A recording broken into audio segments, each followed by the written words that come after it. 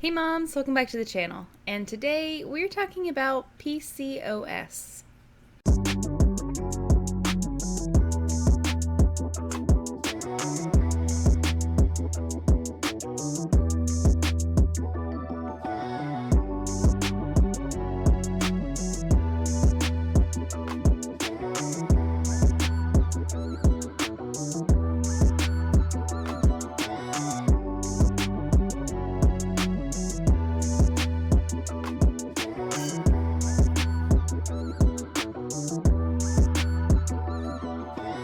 All right, PCOS, what does that stand for? It stands for Polycystic Ovarian Syndrome. And you've probably heard me say before in other videos that I have PCOS. And that's true, I do. I was diagnosed with this condition when I was 23, a couple of months after my husband and I got married. So I'm not going to go into I'm not going to go into the science. I'll go into like a very brief description, but I'm not an expert on this. There's so many really good resources out there that you can look into, and I highly, highly recommend that you do if this is something that you are interested in. What I want to talk about is kind of my journey with the condition up to this point and what it means for the future. So for me, I was diagnosed when I was 23, a few months after I got married. But my doctor told me that I probably developed PCOS when I was a teenager. And what PCOS usually means is that you don't ovulate. Your body doesn't ovulate, so you don't have periods. But there are lots of different side effects and different ways that people live with PCOS. I don't really suffer from cysts like developing on my ovaries. So usually with PCOS, when you're this is my tiny bit of science for you, okay? When your body is not ovulating, you have follicles in your fallopian tube. You have follicles of where the eggs are. And they should be like, this is way bigger than it actually is, but they should be like this, okay? They should be closed. And then pretty closed. And then when your body's ready to ovulate, they open and they release an egg. Okay? Well, when you have PCOS, it's kind of stuck somewhere here in the middle where it's not closed, but it's also not open. So you're somewhere here in the middle, and it looks very strange on a sonogram, by the way. And that's how I was officially diagnosed, was with a sonogram. But, what controls your ovulation is an insulin pump, which a lot of people think, insulin, it's like diabetes. Well, not really. That is something that people can develop when they have PCOS. Gestational diabetes is more likely during pregnancy when you have PCOS, but not always. That's not always a thing. For me, I do not have diabetes. I am not borderline diabetic. On a normal day, my blood sugar is good. It doesn't, it is not pre-diabetic in any way, shape, or form. However, I do take a medication called metformin, and that is for insulin. And a lot of people with diabetes take metformin. And what that does is it helps, hopefully, control the insulin pump that is not working properly to allow me to ovulate. So when I was diagnosed, it was heartbreaking for one, because again, I had just gotten married, and I felt broken. I felt like I had cheated my husband, that he'd married this broken girl who wasn't going to be able to have kids or anything like that. Like, I went super dark as soon as I found out about it, like worst case scenario. That's a terrible place to be. And it took me a really long time to get out of that place. Because, I've mentioned before, we've been together now. We have been together for 12 years, and 11 of those years we've lived together. But we've only been married for 8 years. So, do the math, we lived together. And I'll be honest, we weren't, in the birth control video, which I will tag up here if you're interested, I mentioned, my body doesn't really do very well on birth control pills. Like, there's a lot of ups and downs, and it just doesn't respond well. So I didn't really take birth control pills, and that was my decision. And if we got pregnant, it was going to be okay because we planned to be together for the long haul. We got engaged shortly after we moved in together, and so that was our plan. And not getting pregnant at that time, our plan was to wait a little bit after we got married, but if it happened, it was going to be okay. Well, it never happened. We moved in together in October of 2009. We got married in May of 2012. We wanted to start actively trying on purpose in 2 years after being married. And nothing.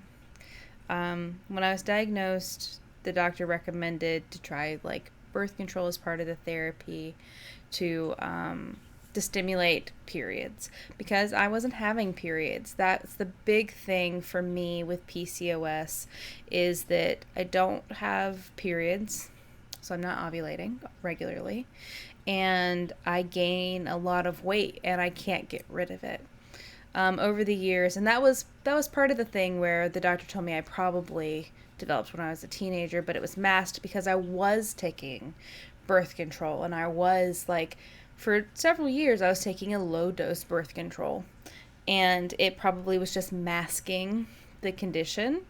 And when I stopped after I had that bad experience with the NuvaRing is when I started to put weight on. Because before that, I was able to lose some weight when I moved to college, and I was really happy with the way that I looked. And then when I tried that NuvaRing and it was a bad experience, that's when I started putting weight on. And it was because when the PCOS just kind of presented itself at that point, basically, because it was given the opportunity to not be suppressed by the estrogen and everything from the birth control, because I probably started taking birth control before it developed. So, moving along a few years, we tried to do birth control again, just to see if that would trigger cycles, and it did not. Then we tried, it was so random. I'll be honest, I've taken a lot of pregnancy tests, because before I found out that I had PCOS, I was just not having a period. This is really weird. Let's take a pregnancy test, because as a lot of ladies know, you take a pregnancy test and the negative shows up on it, and the next day your period starts. I don't know why that is. Bodies are weird. Some kind of mental thing. Who knows? But so a lot of times I feel like that's what happened. I would take a pregnancy test and the next day. Or there were several times where I would take one and then it didn't happen the next day. And I was like, well, I had all of those birth control things, and we've tried to do different stuff, and I've had all this weight gain. Maybe my hormones are just off and I'm just having irregular cycles, And so I found this doctor, and I talked to a friend at the time who she had PCOS, and I told her about all these different things. She's like, well, maybe you do, maybe you don't, but maybe you do. So maybe you can find a doctor who specializes just in case and go see them. So I did. I found the doctor who I have now had for 8 years.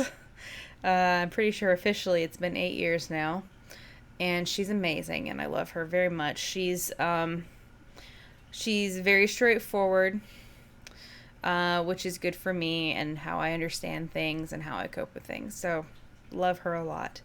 Um, but I went and saw her, and she kind of thought that was what was going on. So we scheduled the sonogram, and we did that, and that's was confirmed that I do have PCOS. So we tried the different therapies, and that didn't really work. So then we tried metformin, and I feel like that didn't really do anything either. And it was a low dose at the time, and so I felt like it wasn't helping, so I just stopped taking it. And for a couple of years I just stopped taking it, and I would have periods every couple of months, so I was like, you know what, it's fine. It's fine. We're not like actively trying right now. I have time. And I did have some time, but then I'm going to say 2015 we started talking about, well, when do we really want to, like, you know, we weren't preventing it from happening. So if we got pregnant, we got pregnant, and we weren't. And so we talked about that, and we talked about, well, what do we want to do? How do we want to, like, move forward with that? And we were not in a financial situation to really have that conversation, so we decided to wait a year to really, like, I mean, again, living our lives. If it happened, it happened. Awesome. But then in 2016, we really started talking about it, and we knew that I would need to seriously get back on, like, medication, probably. That it's not been happening, so there's gonna have to be some kind of treatment involved. And the first step is generally you try Clomid. It's a very popular word. I've heard that a lot. That's usually the first step. And if that doesn't work, then you can try IVF and things like that. So in spring and April of 2017, Mike went with me to the doctor because, I mean, we were really serious. We were ready. We wanted to, what medications do we need to take? What information do we need to know? Like, how do we proceed? And we talked about it. And the first thing she told me was that she would love to help us get a baby. That she was not worried about the getting pregnant part. That we would make it work. What she was worried about was setting me up for failure and having an unhealthy pregnancy, because I was severely overweight. I mean, I'm going to be honest. The weight that I am at this moment is actually about 10 pounds heavier than I was at that moment. And in 2017, April 2017, that was my heaviest I had ever been.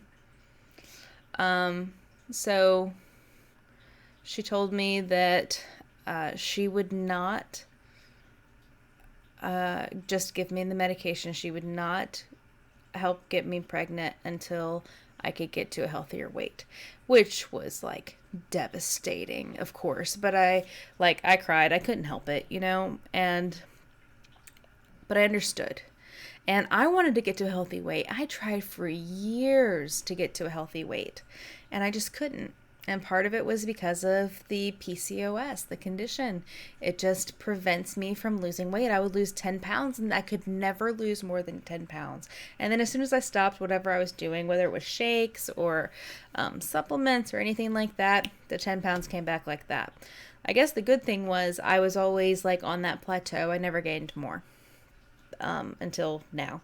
But anyways, so I'd done metformin before, and this time she prescribed a much higher dosage. So they come in all different dosages, right?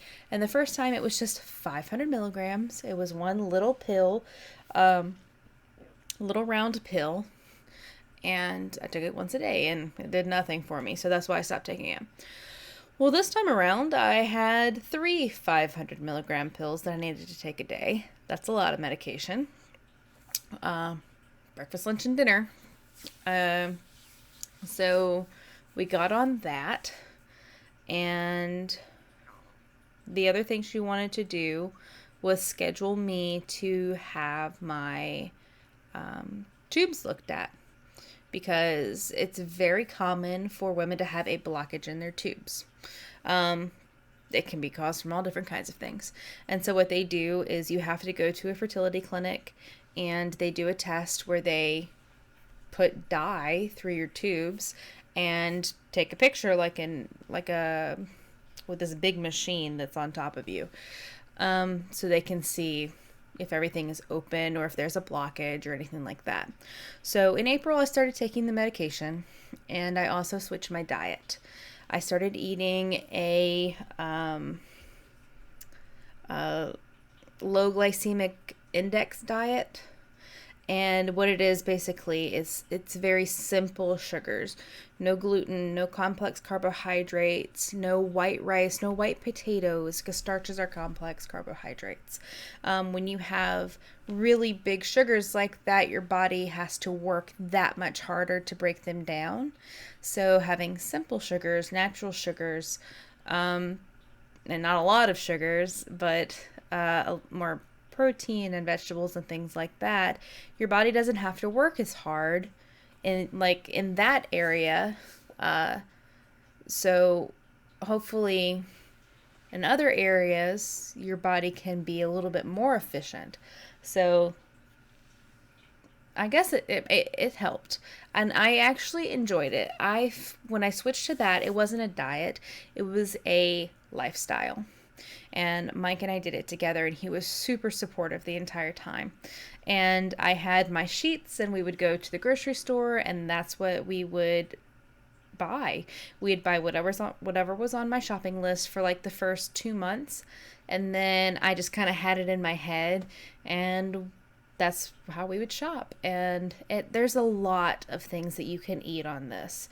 I will link the two cheat sheets that I used and will use again below, because they were really good. There's a couple of things that are a little like, one of them has a couple of things that the other one doesn't have, but I think that's okay.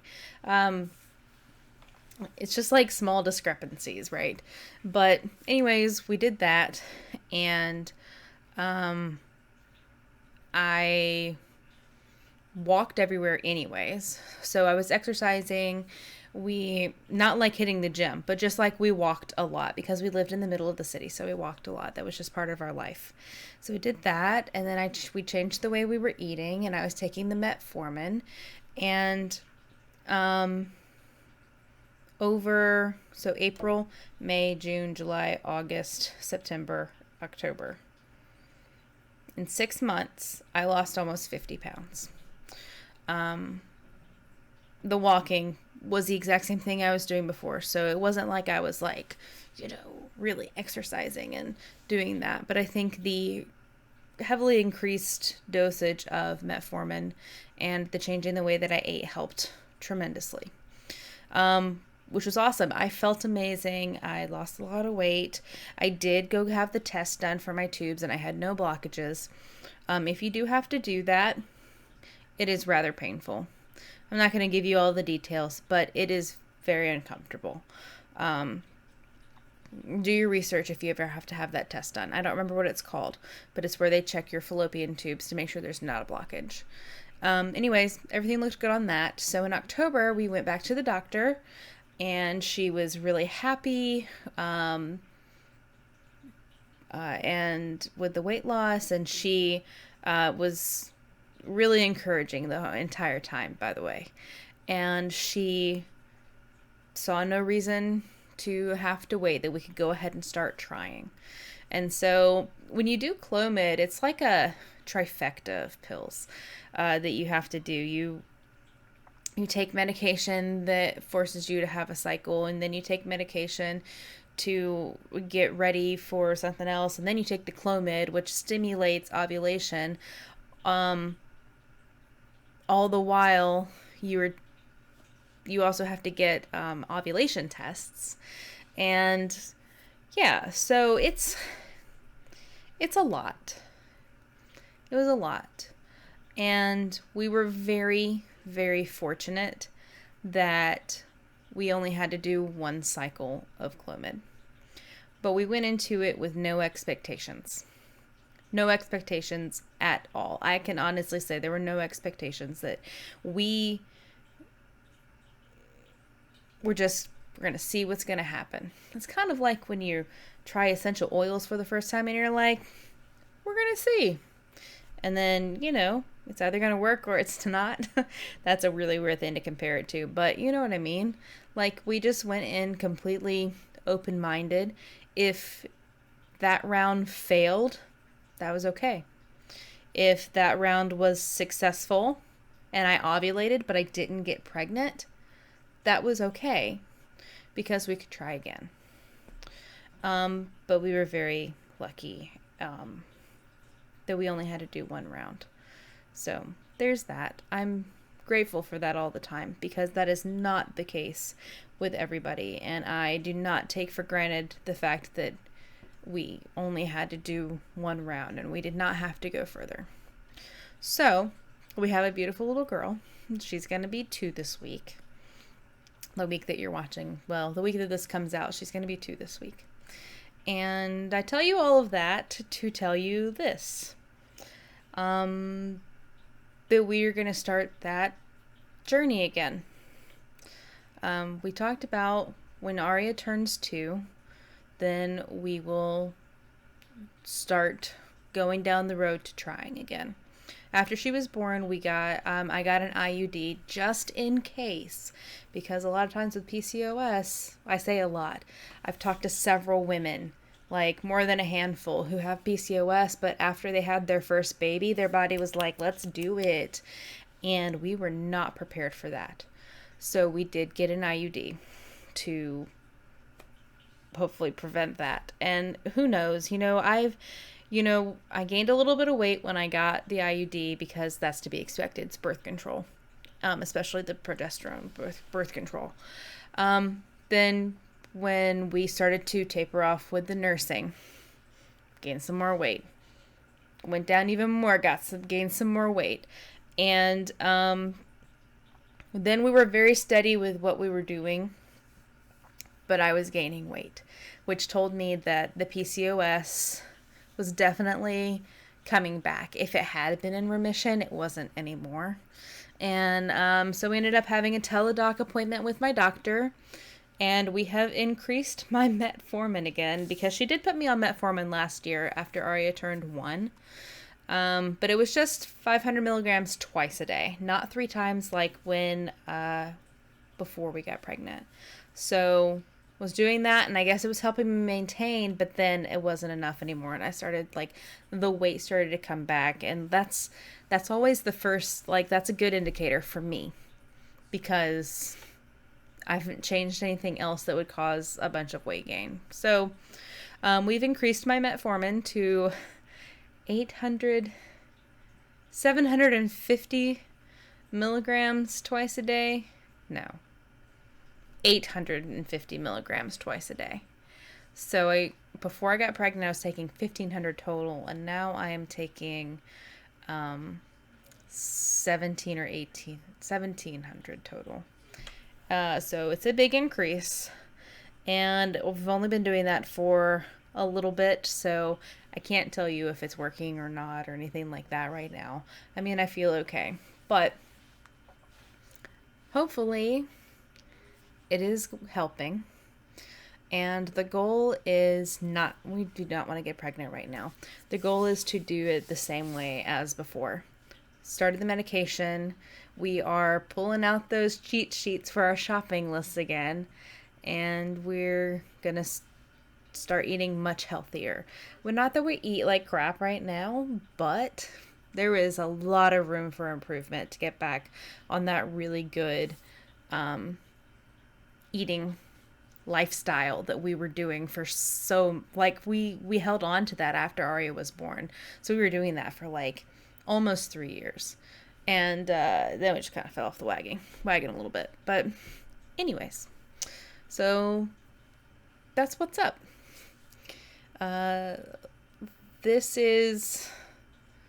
the beginning of our next part of our journey. And it's exciting, but it's scary. And I was going to try not to get emotional, but I mean, it is scary because it could go so smoothly. It could go just like it did with Aria. And I could, spend a couple months, lose the weight, do one round of Clomid, boom, we're pregnant, have a great pregnancy and a healthy baby. Or not. There is no way of knowing. And that's like terrifying right now. Because this isn't something that, when we went through this with the first time, I was way more prepared, I think, because I just was used to it, nothing working. So I was like, well, something's better than nothing. And now I'm just like cautiously optimistic. And so the plan is to update you all once a month. So this is my first, check-in, I guess. Medication's there. The eating has started this week. And here's to hoping. If you like to send good vibes and good juju and all that stuff, I will not say no to that. But yeah, so once a month I'm going to check in with you and let you know how it's going. And if you have questions, comments, advice, please comment down below. Or follow us on social media, Instagram, Facebook, Twitter, at Momestly. I'm probably going to post on Twitter some more frequent updates than just the once a month video. So at Momestly on those. Definitely make sure you like this video and subscribe to our channel.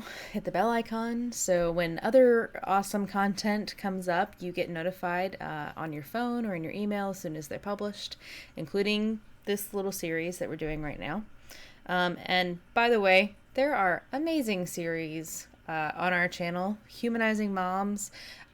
August is Breastfeeding Awareness Month, so we're doing a breastfeeding series. We did a series about dads in June. Go check it out. There's a lot of awesome things.